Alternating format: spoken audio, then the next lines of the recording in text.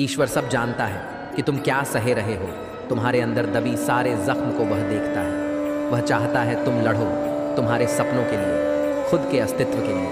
फिर सारी परेशानियां खत्म होंगी। जिंदगी तो तेरे संग चलेगी, बस तुम रुकना मत। जहाँ भी रहो लोगों की ज़रूरत बनकर रहो, बोझ बनकर नहीं। आपके कद्र वह करता है जो आपसे मोहब्बत करता है, वह नहीं जिससे आप मोहब्बत करते हो। जो नहीं मिला वह बेहतर नहीं था, जो है वह बेहतर है, जो मिलेगा वह बेहतरीन होगा। जब कल का दिन देखा ही नहीं तो आज का दिन क्यों खोए। जिस घड़ी में हंस सकते थे उस घड़ी में कल के लिए क्यों रोए। करीब उसके रहो जो तुमसे दूर न रह सके। खुशी देने वाले भले ही हमेशा अपने नहीं होते, लेकिन दर्द देने वाला हमेशा अपना ही होता है। जिंदगी में कभी भी किसी बात पर तनाव लेने का कोई फायदा नहीं होता, क्योंकि अगर तनाव लेने से इंसान सफल होता तो सबसे ज्यादा सफल दुखी लोग ही होते। घमंड न करें अपने रूप और रूपियों का, क्योंकि मोर को अपने पंख का बोझ उसे ऊंचा नहीं उड़ने देता। कौन अच्छा है कौन बुरा है, उसकी पहचान सिर्फ आपके बुरे वक्त में ही होती है। कोई आपसे नाराज़ है और उसे यह गुरूर है कि आप उसे मना लोगे, तो उसका यह गुरूर कभी टूटने मत देना।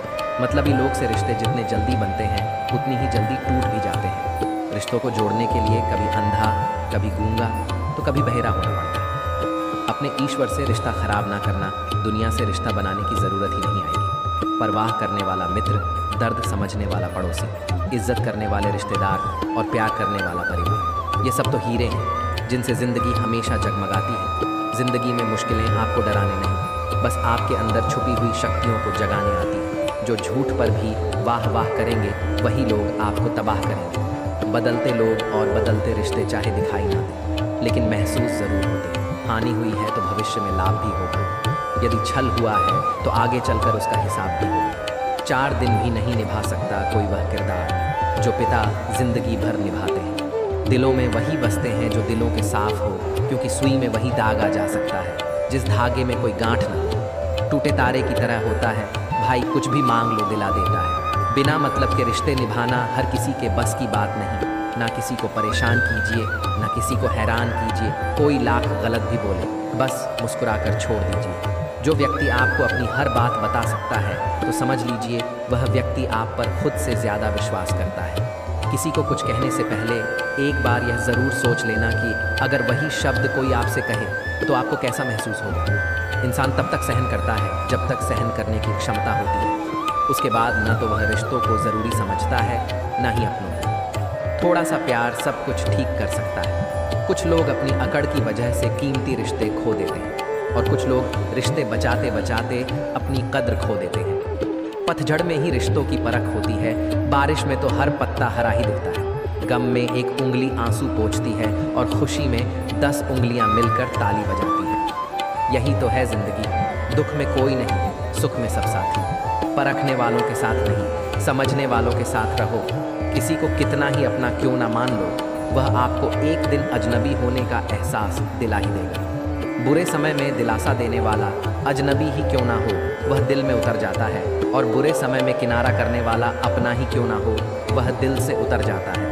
भरोसे में इतना अंधा ना बनो कि पास वाले की असली रंग ही ना दिखाई दे। अगर कोई आपके साथ नहीं रहना चाहता तो उसे आज़ाद कर दो। पकड़ के रखे गए रिश्तों में कभी सुकून नहीं मिलता। तुम्हारा दिमाग ही तुम्हारी सबसे बड़ी समस्या है। यह उन वजहों को पकड़ पकड़ के लाता है जो बेवजह है औलाद साथ छोड़ देती है। लेकिन हम सफ़र ज़िंदगी के अंतिम पड़ाव तक साथ निभाता है। वक्त जैसा भी हो, अच्छा या बुरा, बदलता ज़रूर है। अच्छे वक्त में कुछ ऐसी गलती मत करो कि बुरे वक्त में लोग आपका साथ छोड़ दें। सच में साथ निभाने वाले कोई बहाने की तलाश नहीं करते। ज़िंदगी में खुश रहने का सबसे अच्छा तरीका उम्मीद रब से रखो, सबसे नहीं। रिश्ते सिर्फ मन से होने चाहिए, मतलब से नहीं। जैसे नीम के वृक्ष पर मीठे फल नहीं लगते, वैसे बुरे इंसान से अच्छे की उम्मीद आप नहीं कर सकते। दोस्तों, जहाँ से अहंकार नहीं जाता वहाँ से रिश्ते चले जाते हैं। शोर से दूर कुछ वक्त खुद के साथ बिताया कीजिए।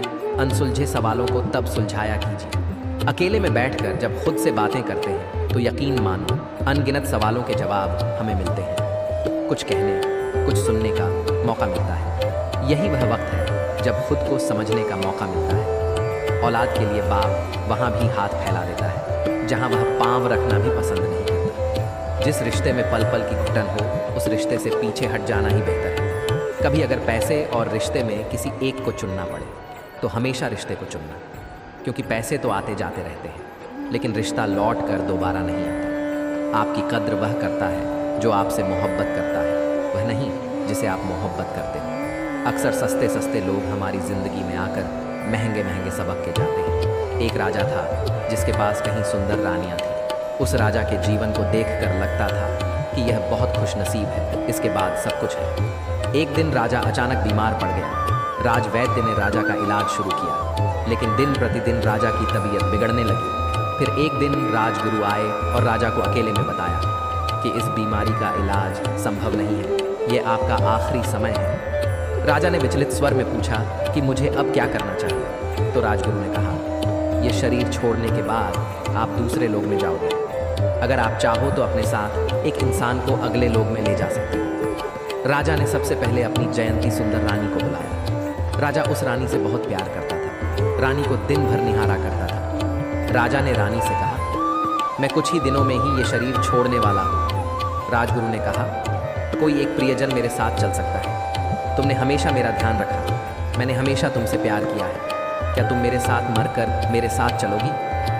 पहली रानी मरने की बात सुनकर डर गई। उसके हाथ पैर कांपने लगे, आंखों में आंसू भरकर बोली, मुझे मृत्यु से बहुत डर लगता है।